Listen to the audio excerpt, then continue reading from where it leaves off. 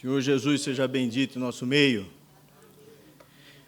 Abra a santa palavra de Deus no Evangelho do nosso Senhor Jesus Cristo, segundo Mateus, capítulo de número 21, versos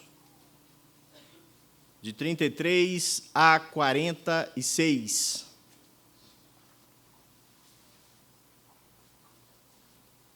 Evangelho do nosso Senhor Jesus Cristo, segundo Mateus, capítulo 21, a partir do verso 33. Vamos ler de forma alternada, assentados mesmo, mas com muita reverência no nosso coração. O Senhor Jesus disse assim: Atentai noutra parábola. Havia um homem, dono de casa, que plantou uma vinha, cercou-a de uma sebe, construiu nela um lagar, edificou-lhe uma torre e arrendou-a a uns lavradores. Depois se ausentou do país.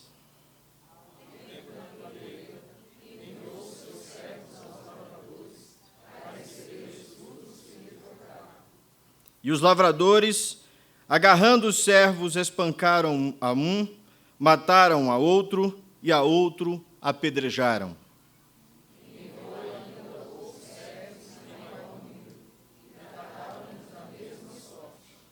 E por último, enviou-lhes o próprio filho, dizendo: A meu filho respeitarão.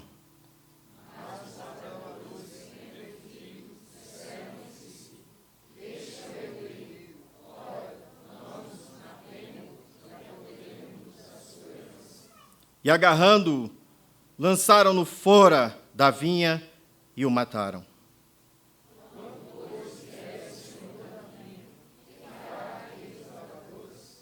Responderam-lhe: Fará perecer horrivelmente a estes malvados e arrendará a vinha a outros lavradores que lhe remetam os frutos nos seus devidos tempos.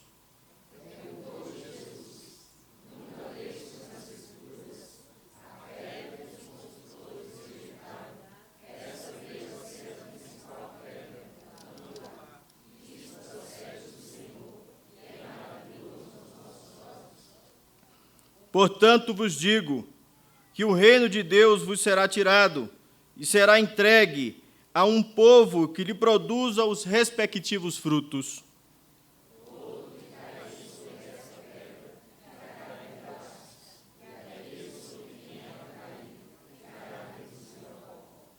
Os principais sacerdotes e os fariseus, ouvindo essas parábolas, entenderam que era a respeito deles que Jesus falava.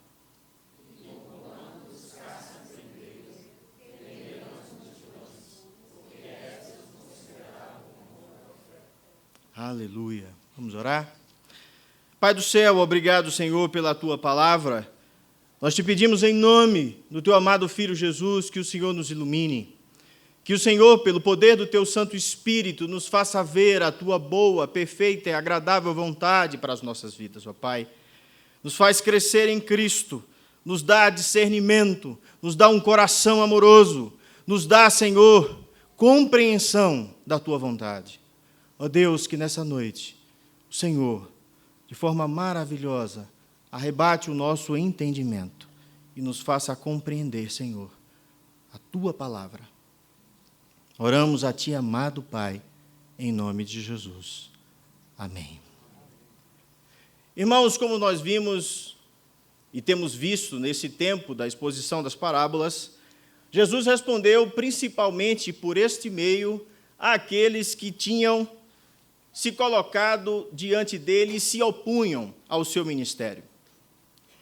Eles perguntaram várias vezes, por exemplo, ao Senhor Jesus Cristo, ainda neste capítulo 21, com que poder ele fazia os seus milagres e os seus prodígios. O Senhor Jesus vai responder àqueles homens, àqueles religiosos, com uma outra pergunta. Ele diz: o batismo de João era do céu ou dos homens? E eles, percebendo o que Jesus estava dizendo, entendendo que se eles dissessem que era do céu, eles tinham que responder da seguinte forma. Então Jesus perguntaria: por que vocês não se batizaram então? E se eles dissessem que era dos homens, eles tinham medo do povo, porque o povo tinha João como um profeta. Então Jesus, ao perguntar dessa forma, eles dizem, eu não sei. E Jesus, então tampouco eu vou responder a vocês com que poder eu tenho realizado essas coisas. Irmãos, havia um embate entre os líderes religiosos, escribas, doutores da lei e o nosso Senhor Jesus Cristo. O que estava em jogo era o poder daquele local, o poder político religioso sobre a cidade de Jerusalém. Se vocês olharem o texto comigo, Jesus vai passar pela purificação do templo após a sua entrada triunfal. Ele vai falar sobre as curas que ocorreram no templo. Mateus vai falar sobre a figueira sem fruto que secou-se após a palavra do Senhor e representava o próprio povo de Israel, que não havia fruto, não estava frutificando segundo a vontade do Pai. E então ele vai falar dessa autoridade do batismo de João, ao qual eu acabei de falar, e a parábola dos 2 filhos que vocês viram na semana passada. Nessa parábola dos 2 filhos, Jesus desmascarou a hipocrisia dos líderes incrédulos e demonstrou que Deus, ele se agrada de obediência sincera e não de hipocrisia religiosa. Aquele filho que disse, olha, pai, eu vou, e não foi, representava os religiosos, que por fora pareciam ser grande coisa, que por fora pareciam realmente servir a Deus, que por fora Jesus disse que eles eram sepulcros caiados, mas por dentro estavam mortos. E havia um outro filho, que quando o pai disse, vai, meu filho, trabalhar na lavoura, ele diz, pai, eu não vou, sendo sincero, porque ele não tinha vontade de ir. E então nos diz o texto que ele se arrependeu e foi. Irmãos, esses arrependidos são aqueles que se arrependem diante de Deus dos seus atos e se colocam embaixo da autoridade de Deus. Jesus passa por essas 2 parábolas, tendo um endereço direto os religiosos daquela época. O que nós precisamos entender é que Jesus está no fim do seu ministério. A rota é o Gólgota, a rota é a cruz. Os últimos embates vão ocorrer neste momento, então Jesus vai trazer uma parábola maravilhosa. Ele vai falar desses lavradores maus. Ele vai falar de um reino que foi implantado sobre a terra e que vividamente descreve a pecaminosidade dos líderes religiosos que rejeitaram o próprio Filho de Deus. Nós precisamos entender essa parábola por uma perspectiva profética. Jesus estava profetizando acerca da sua própria morte, que ia ocorrer em poucos dias. Jesus estava mostrando para aquele povo o que Deus fizera na história, enviando os seus profetas, e o que ele fizera na pessoa do próprio Filho, enviando, entregando nas mãos desses homens. Que em vez de abraçar, amar, beijar e adorar o Filho de Deus, eles têm um desejo profundo de matá-lo. E o próprio Jesus diz, olha, vocês querem me matar. E eles dizem, vocês têm demônio? Esse homem tem demônio? Quem está querendo te matar? E Jesus diz, vocês querem me matar. Irmãos, nessa parábola, nós vamos perceber o quanto o Senhor Jesus Cristo nos revelou o que iria ocorrer com ele e como ela se encaixa perfeitamente dentro do ministério dele e da verdade revelada a Israel. A primeira verdade que nós encontramos nesse texto é a manifestação da misericórdia de Deus. Leiam, por favor, comigo o verso de número 33. Atentai.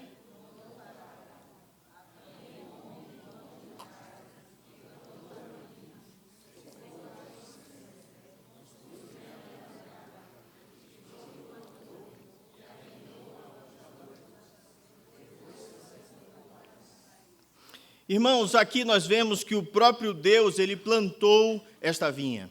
A linguagem é que Deus plantou o reino dos céus. Olhando para o texto, vamos entender que a vinha fala diretamente do povo de Israel. O profeta Isaías, no capítulo 5, traz essa linguagem no seu livro. Ele vai mostrar que a vinha é Israel e que foi plantada por um homem. O texto diz que ele era o dono de uma casa, plantou uma vinha, que cercou com uma sebe, a linguagem de proteção, a linguagem que ele deixou tudo pronto para que essa vinha produzisse, construiu um lagar, um lugar onde ia se tirar o vinho dessas uvas, construiu também uma torre, edificou uma torre, onde seria colocado uma torre de vigia, mas também serviria para guardar tudo que fosse colhido naquele local, e fala claramente que ele arrendou a alguns homens. Irmãos, se olharmos para as histórias de Israel, vamos perceber que o próprio Deus estabeleceu o povo de Israel no lugar onde ele deveria estar. O texto fala que Deus escolheu Abraão, que Deus o separou, que Deus separou um povo, que Deus fez dele um grande povo, que Deus conduziu todo esse povo, tirando eles do Egito, levando para a libertação, levando para a cidade de Canaã, para a cidade onde emana leite e mel. Deus não fez com que eles plantassem uma vinha no meio do deserto, irmãos. Deus deu tudo pronto, como o texto está dizendo, tudo foi feito, tudo foi estabelecido. Deu a eles leis, deu a eles os profetas, deu tudo o que eles precisavam para viver e serem representantes desse reino, dessa vinha sobre a terra. Entretanto, irmãos, o que vemos no texto é que eles tinham um acordo. Arrendar é você dar algo a alguém por algo em troca, ou seja, eles iriam tomar conta daquela vinha pelos primeiros 4 anos. As vinhas só começam a produzir no 5º ano. Portanto, eles iam trabalhar por um salário pago pelo seu senhor, pelo dono da terra.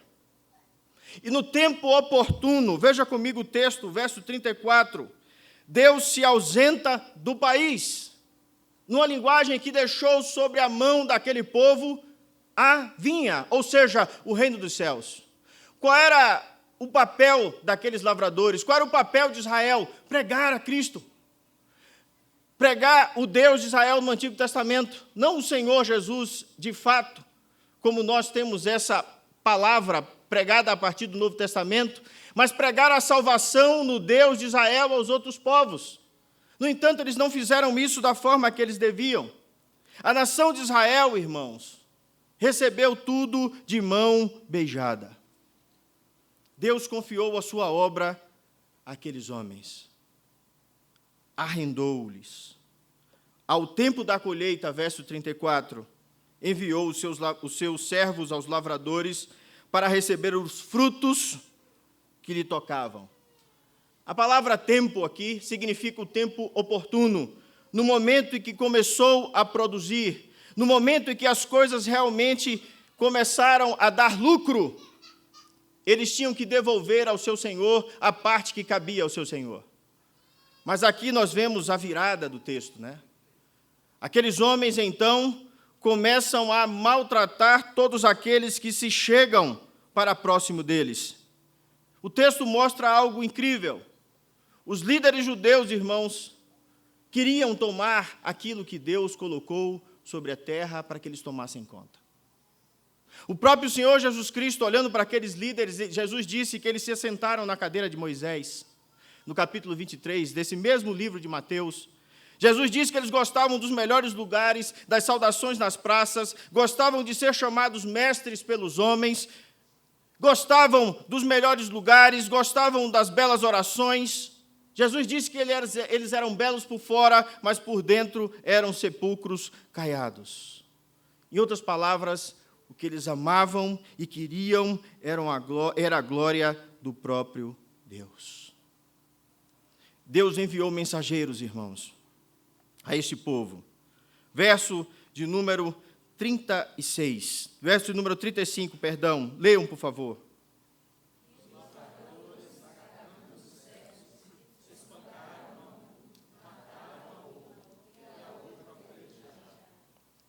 A linguagem é O Senhor Deus enviando os seus profetas. E vocês conhecem a história dos profetas de Israel. Primeiro eu preciso entender quando é necessário um profeta. E a palavra de Deus nos mostra que toda vez que o povo do Senhor se desviava do caminho, toda vez que o povo do Senhor se esquecia da lei, toda vez que o povo do Senhor no Antigo Testamento se desviava da vontade do Pai, Deus enviava um profeta. E a função do profeta é apontar para Deus e dizer: volta à lei do Senhor, volta a fazer a vontade do Pai, voltem para onde vocês não deveriam ter saído. No entanto, o que Israel fez durante toda a sua história, irmãos, foi perseguir, matar e humilhar a todos os profetas. Se olharmos o segundo livro das Crônicas, no capítulo 36, logo no finalzinho do livro, a partir do verso 15, você vai ver Deus falando contra Israel. Deus diz o seguinte: o Senhor, os Deus dos seus antepassados, advertiu-os várias vezes, por meio dos seus mensageiros, pois ele tinha compaixão de seu povo e do lugar de sua habitação. Mas eles zombaram dos mensageiros de Deus, desprezaram as palavras dele e expuseram ao ridículo os profetas, até que a ira do Senhor se levantou contra o seu povo e já não houve remédio. A linguagem é que Deus estava enviando os seus profetas e jamais esse povo fez o papel deles no acordo. O que eles desejavam era perseguir, matar e pilhar aqueles aos quais Deus enviou. Irmãos, a razão desses maus tratos está explicado na própria parábola que o Senhor Jesus está passando. O desejo deles era tomar a herança. O desejo deles era não passar a cadeira de Moisés e o poder que aqueles homens religiosos tinham naquela época. Nós sabemos, irmãos, nós conhecemos a cobiça humana. Quando nós temos autoridade sobre alguma coisa, é difícil você passar o cajado. É difícil você entregar a outro aquilo que você acredita que pertence a você. E é exatamente isso que está acontecendo aqui. Aqueles homens eram absolutamente egoístas. Se olharmos dentro da história, irmãos, os líderes de Israel, eles governaram para a sua própria vantagem e não para a glória de Deus. Se olharmos a história da igreja, nós vamos ver vários líderes da igreja que tinham esse espírito egoísta e que rejeitaram a vontade do Pai.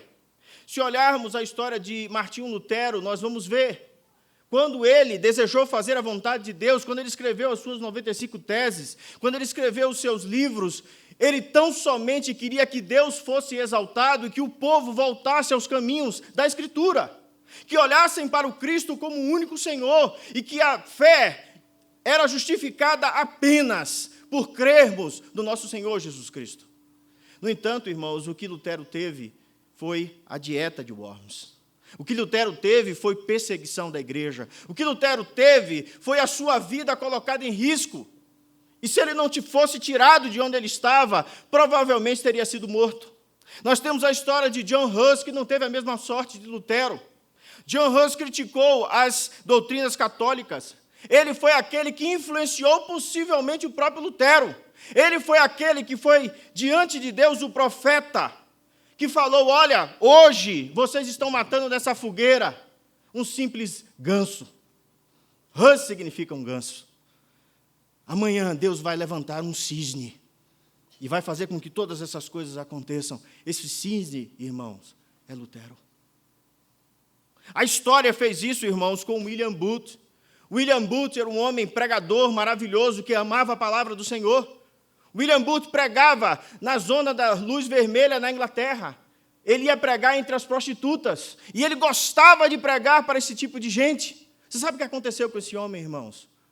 A igreja excomungou William Booth. Ele foi jogado fora da igreja. Porque aqueles homens acreditavam que não era para esse tipo de gente que Jesus tinha vindo. Portanto, observem que todos aqueles que ameaçam o poder da igreja, eles são perseguidos. E Jesus disse isso. Então, a linguagem que nós vemos aqui são homens de Deus que amam a Cristo e servem ao reino, mas tem aqueles que têm autoridade e poder e perseguem estes, porque não querem abrir mão do seu poder. Eu louvo a Deus pela vida de William Booth, porque ele entendeu que ele podia ser excomungado da igreja, porque ele estava fazendo a vontade de Cristo. Ele estava servindo a vinha e colhendo os frutos, todos para o reino dos céus. Ele fundou o que nós chamamos hoje de exército da salvação. Irmãos, o advento de Cristo é a marca da paciência de Deus e da sua misericórdia.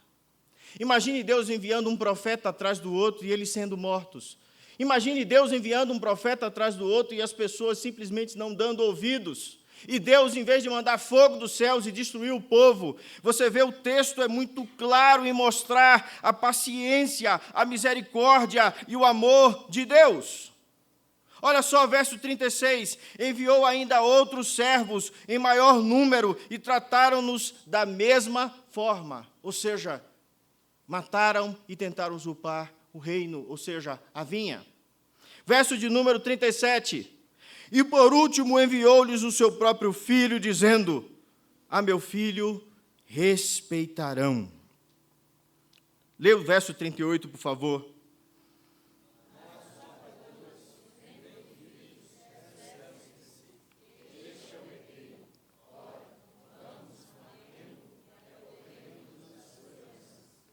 Percebem, irmãos, a linguagem é sempre a mesma. Se olharmos para a história, o proprietário enviando o seu filho, ele correu um risco sem tamanho. Porque qual é o pai que enviaria o filho depois de todos os seus funcionários serem mortos ou apedrejados ou voltarem sofridos das mãos desses lavradores? Aí a gente pensa assim, se Deus não tivesse misericórdia, irmãos, se Deus não tivesse planejado a morte do filho no nosso lugar, você acha realmente que ele enviaria o seu filho para que ele fosse morto? O proprietário da vinha, irmãos, se encaixa perfeitamente em João 3,16, que diz que Deus amou o mundo de tal maneira que entregou o seu único filho para ser morto. E todo aquele que nele crê, não perecesse, mas tenha a vida eterna. A linguagem do texto é que Deus sabia que valia a pena enviar o seu filho para resgatar a sua propriedade. Irmãos, quem é a propriedade de Deus? Os frutos da vinha, somos nós. Todos aqueles que creram na promessa da fé de Abraão e na fé no nosso Senhor Jesus Cristo. A linguagem é o envio do Messias, do Filho amado, para resgatar aquilo que se havia perdido, ou seja, nenhum homem, todos os que foram enviados não conseguiram trazer de volta. Tem um que consegue, Deus sabe, eu vou enviar o meu próprio Filho. E o texto fala que eles sentiram dentro do coração o desejo de tomar a herança. Verso 39 diz, e agarrando-o, lançaram fora da vinha e o mataram. E a linguagem é linda do nosso Senhor Jesus Cristo. Se vocês olharem no Antigo Testamento, no capítulo 16 de Levítico, vocês vão ver que aquele animal que era morto em pecado do povo, era levado para fora da cidade, para fora do arraial, e morria fora da cidade pelo pecado do povo. E o texto diz que foi tirado da vinha. Quem é a vinha? Israel. E ele foi lançado fora no Monte Gólgota e o mataram. Aqui nós temos, irmãos, a linguagem do Evangelho e Jesus descrevendo o que ia acontecer com ele em poucos dias. Agora Jesus faz uma pergunta que é extremamente importante, que serve para mim e para você nessa noite. Leia, por favor, o verso de número 40.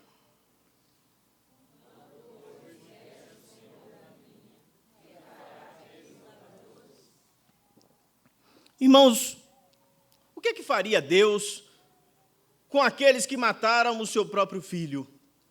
O que faria aquele dono da vinha, que era muito mais poderoso do que aqueles homens que estavam simplesmente arrendando aquele pedaço de terra? Observe o texto que aqueles homens religiosos e aquelas pessoas daquela época sabiam exatamente a resposta. Verso de número 41 diz, responderam-lhe, fará perecer horrivelmente a esses lavradores, a esses malvados, e arrendará a vinha a outros lavradores, que lhe remetam fruto nos seus devidos tempos. Você sabe qual é a linguagem aqui, irmãos? É que esses líderes religiosos da época, eles eram indesculpáveis. Eles sabiam exatamente o que eles deveriam fazer, assim como Davi sabia quando Natã se colocou diante dele e disse que houve um homem que era muito rico, que tinha muitas ovelhas, muitas posses, muitos animais, e que simplesmente chegou um homem mais importante, um homem muito importante na cidade, e ele queria fazer um banquete, e em vez dele pegar de uma das suas ovelhas, ele vai na casa do vizinho que tem uma única ovelha, que criou com todo carinho, com todo amor, toma a ovelha desse homem, mata e oferece ao seu convidado. Davi, irado, levanta e diz: esse homem merece a morte. E é assim que nós julgamos. Natã olha e diz: Davi, esse homem é você. Eu quase ouço Jesus dizer: olha, esses lavradores são vocês. Mas eles sabem disso. Leiam comigo o verso de número 45. Os principais sacerdotes e fariseus, ouvindo essas parábolas, entenderam que era a respeito deles que Jesus falava. Irmãos, isso, em vez de trazer no coração deles arrependimento, em vez deles olharem para o pecado deles, em vez deles perceberem que eles não estavam fazendo a vontade de Deus, em vez deles perceberem que eles não estavam pregando a Cristo segundo o Antigo Testamento, que eles não estavam fazendo aquilo que Deus colocou para que eles fizessem, mas, na verdade, Jesus vai dizer no capítulo 23 de Mateus, que eles estavam conduzindo cegos porque eles eram cegos, porque eles não conseguiam compreender a verdade do Pai, e tudo o que havia no coração deles era desejo pecaminoso de poder. Irmãos, esse era o povo que Deus entregou a sua aliança. Esse era o povo que Deus entregou o seu evangelho para ser pregado. E aí nós encontramos a segunda verdade, absolutamente poderosa nessa Escritura. Primeiro, nós vemos a misericórdia e a paciência de Deus. Segundo lugar, nós vemos agora a rejeição do Messias. Ele foi absolutamente rejeitado por esses homens. Esses homens não se arrependeram, não se quedaram aos pés do Messias, ao Deus glorioso. Apesar de ele ter feito tantos milagres, eles olhavam para Jesus e diziam: ele faz isso pelo poder dos demônios. Eles não conseguiam ver a glória de Deus. E aqui nós temos o verso de número 42. Eu peço a vocês que leiam, por favor.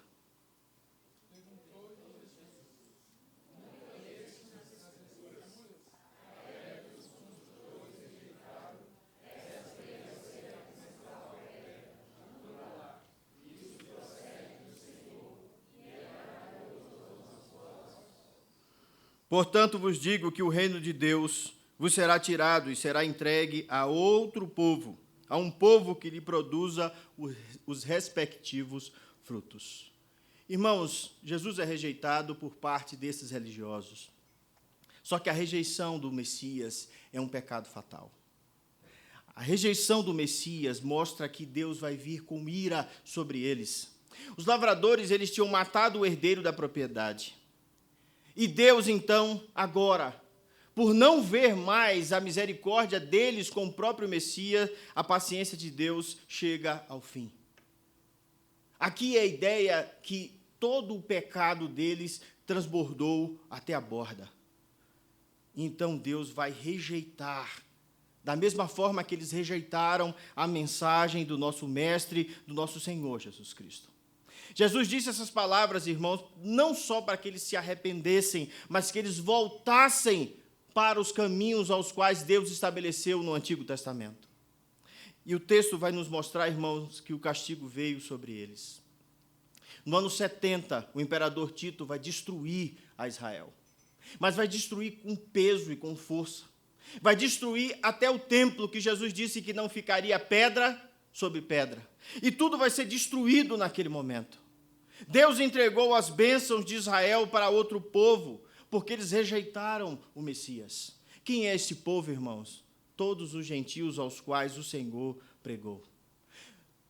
a partir do apóstolo Paulo, né? A linguagem é que os gentios seriam inseridos dentro dessa linhagem e passariam a produzir os frutos que Israel não estava produzindo. Jesus, ao citar o Salmo 118, irmãos, ele fala sobre a pedra que os construtores rejeitaram. Aqui, irmãos, esses construtores são os líderes e a nação de Israel. A pedra é o próprio Cristo.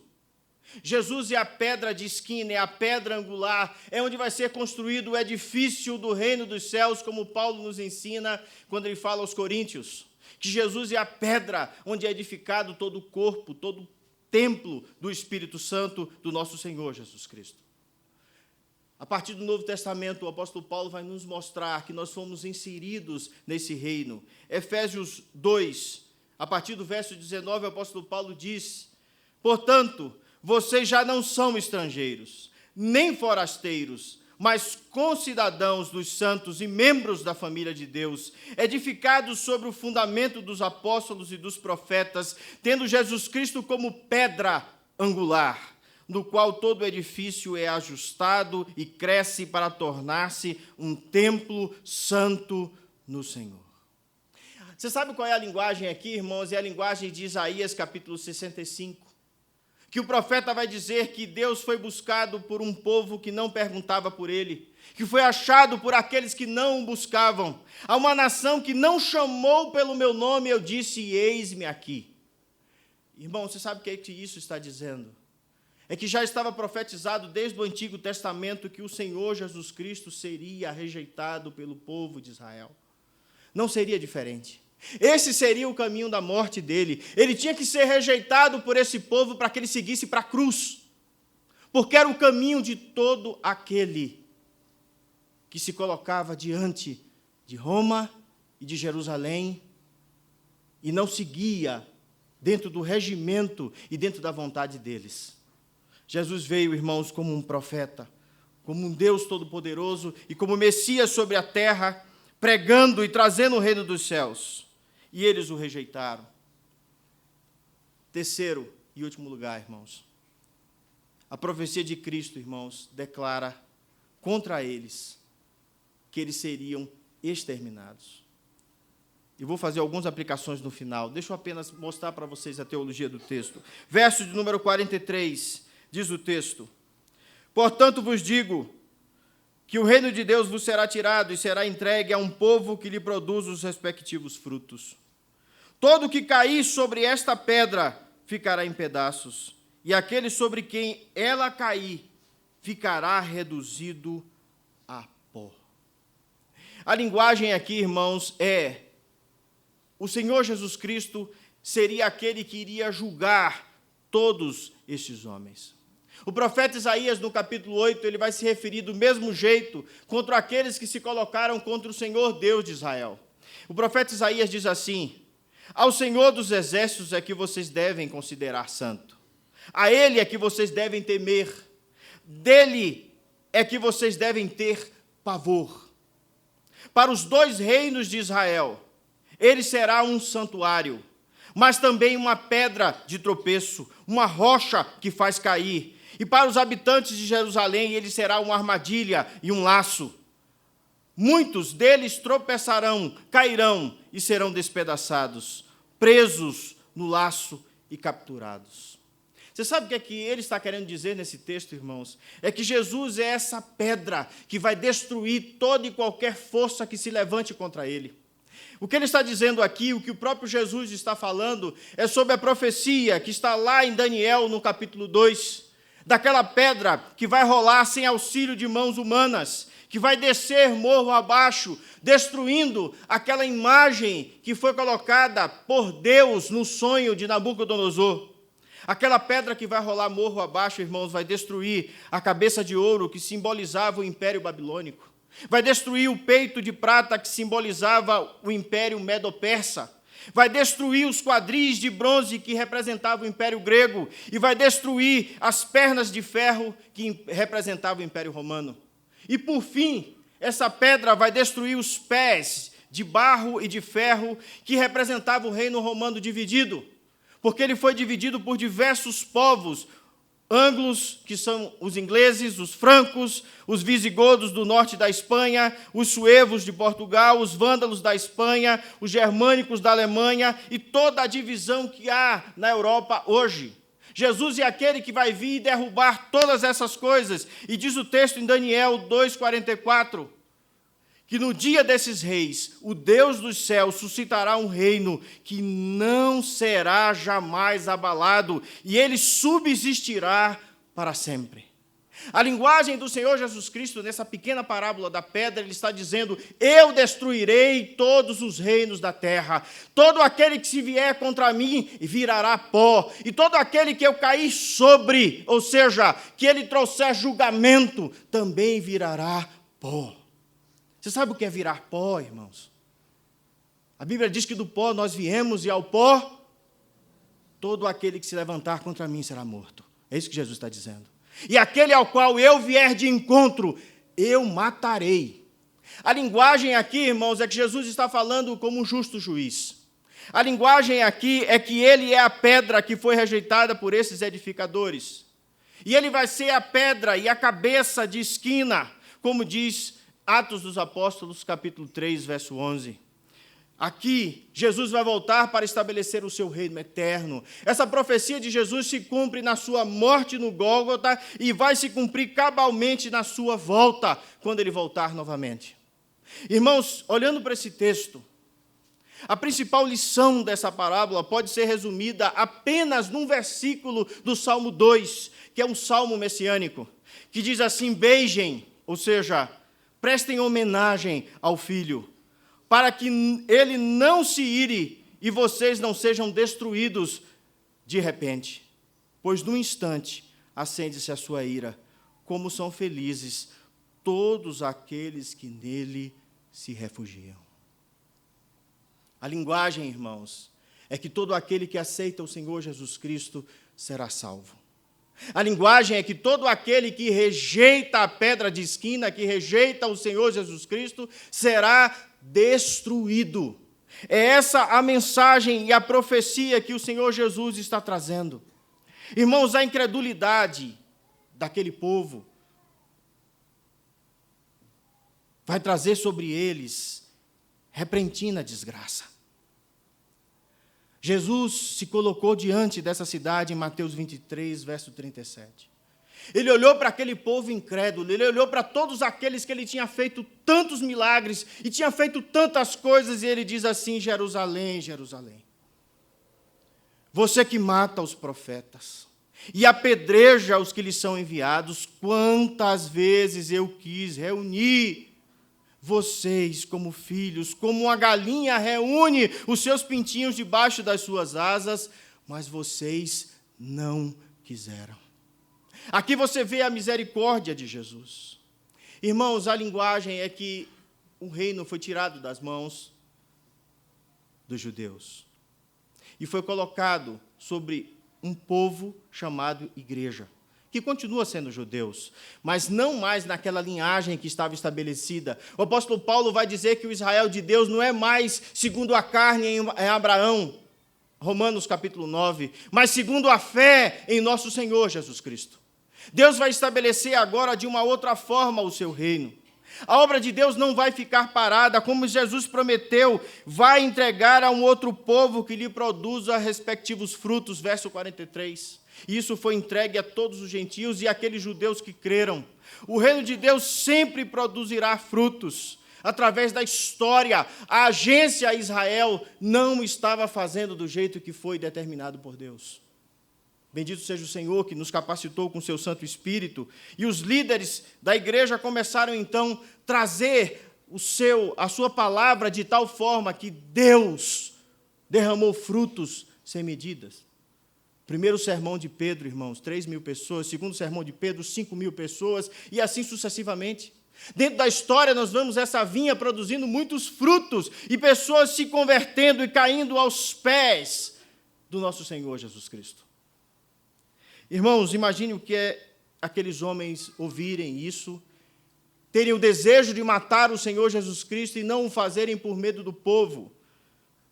O verso 46 diz: e conquanto buscassem prendê-lo, temeram as multidões, porque estas o consideravam como profeta. Jesus de fato é um profeta. Jesus é mais do que um profeta. Jesus é o Messias, é o Deus Todo-Poderoso, é o Deus sobre a terra. Todo aquele que rejeitar a sua palavra será destruída. Irmãos, agora que nós entendemos, na profundidade do texto, o que Jesus estava dizendo, eu quero fazer algumas aplicações.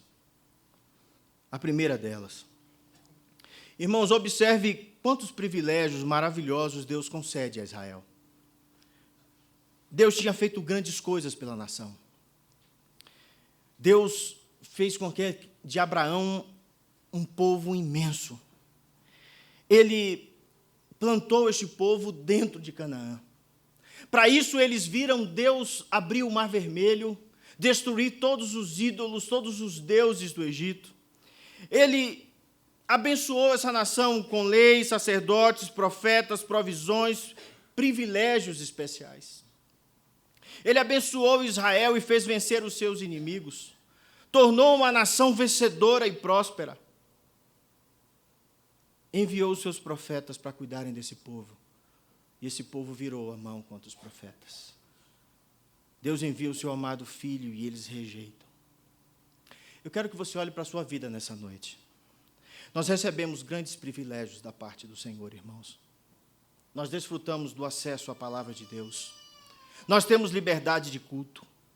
Nós podemos pregar sem nenhum medo de perseguição. Irmãos, todos nós somos abençoados em ouvir a palavra dos profetas pelos pregadores.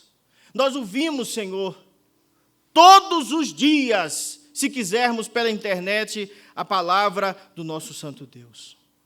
Irmãos, houve profetas, houve reis, houve santos do passado que desejaram ouvir essas coisas. O próprio Senhor Jesus Cristo, em Mateus 13, ele diz que ele falava por parábolas para que estes homens, vendo, não vissem, e ouvindo, não me entendessem. E Jesus diz assim: mas felizes são os olhos de vocês, porque vocês veem, e os ouvidos de vocês, porque vocês ouvem. Pois eu lhes digo a verdade, muitos profetas e justos desejaram ver o que vocês estão vendo, mas não viram. E ouvir o que vocês estão ouvindo, mas não ouviram. Irmãos, a grande verdade é que nós nos acostumamos a ouvir a palavra. Nós nos acostumamos a estudos teológicos. Nós nos acostumamos ao que está sendo dito. Nós achamos canseira e enfado. Irmãos, eu não tenho dúvida que muitos homens do Antigo Testamento dariam tudo para estar no nosso lugar. Irmãos, Zacarias, quando viu o pequeno Jesus Cristo, ele disse: Deus pode me matar agora, porque eu já vi a esperança de Israel. E ele não tinha visto Jesus morrer na cruz. Ele não tinha um Novo Testamento dizendo tantas coisas maravilhosas. Irmãos, nós temos todas essas coisas, nós sabemos de tudo isso, nós sabemos tudo.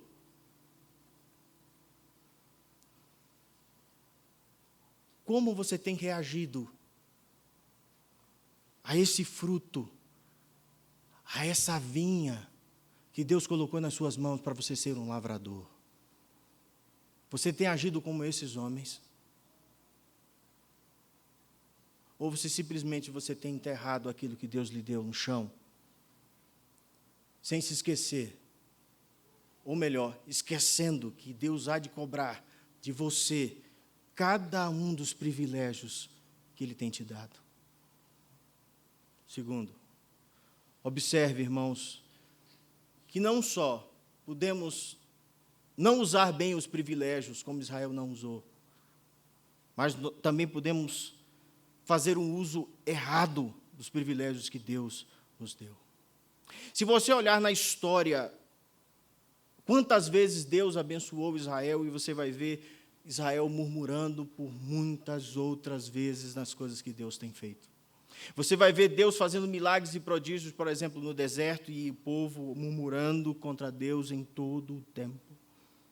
Irmãos, aquele povo se afastou por várias vezes do ensino do Senhor. Irmãos, eles viveram do jeito que eles quiseram na época dos juízes. Eles perseguiram por várias vezes os profetas. Irmãos, a pergunta é: como nós temos vivido hoje?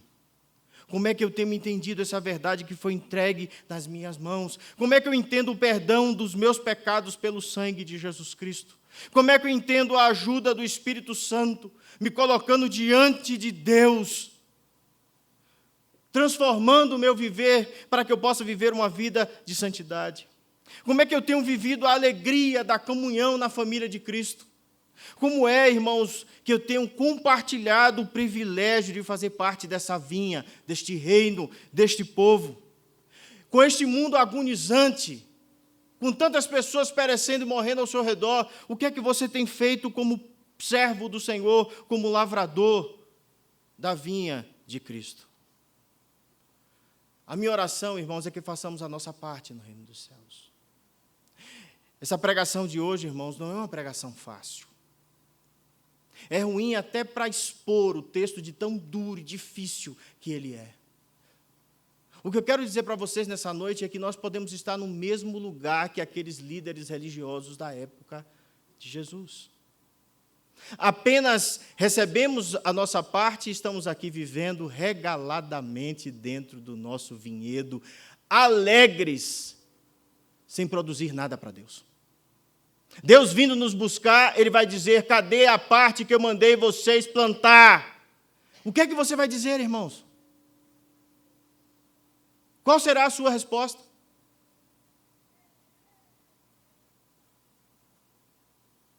Você acha que você vai poder dizer mais alguma coisa?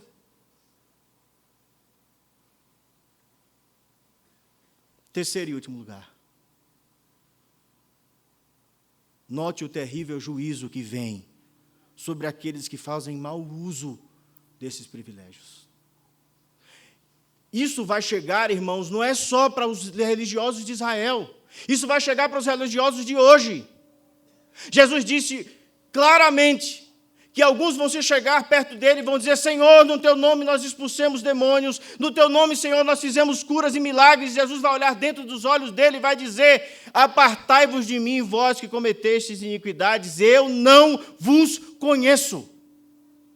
Significa que dentro do reino, dentro desse povo que trabalha para Cristo, alguns não produzem segundo a videira. Produzem segundo os seus próprios frutos e as suas próprias vontades, porque o Deus deles é o próprio ventre, e não Cristo. Mais uma vez, irmãos, a nação de Israel é um exemplo. Eles sofreram 40 anos de peregrinação por desobediência.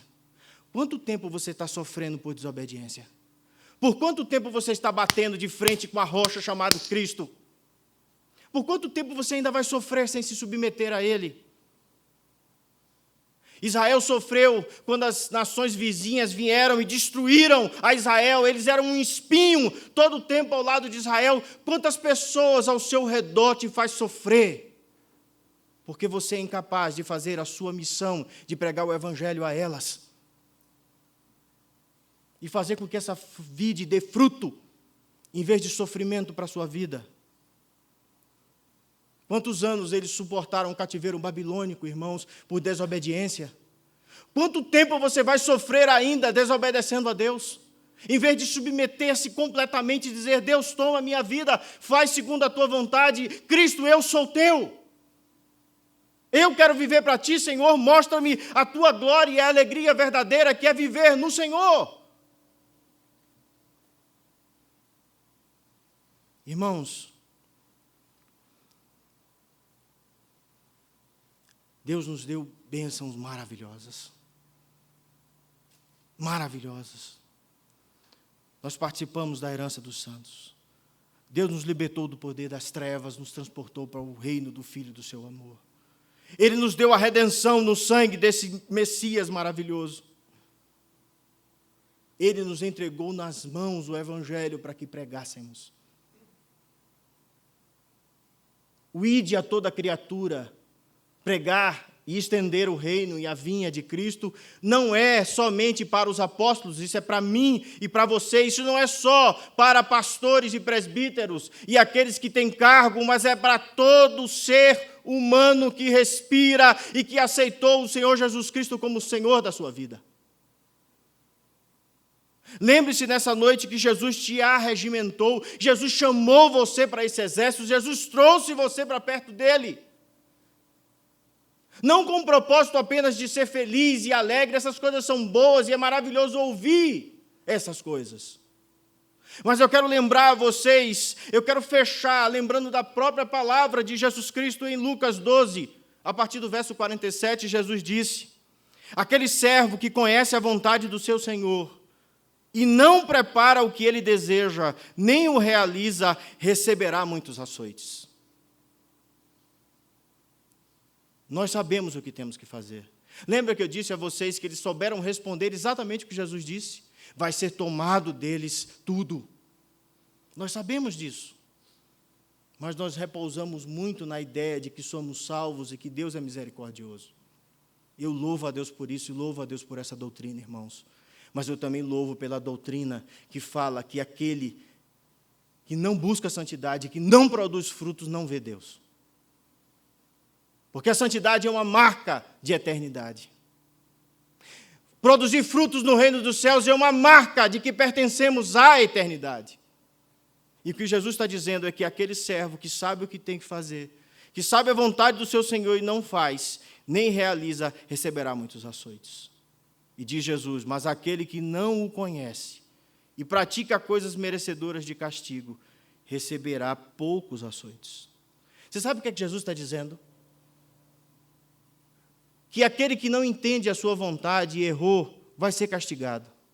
Mas aquele que conhece a vontade dele, que conhece o Evangelho, que conhece a verdade, que sabe tudo o que tem que fazer e não faz, vai apanhar por dolo.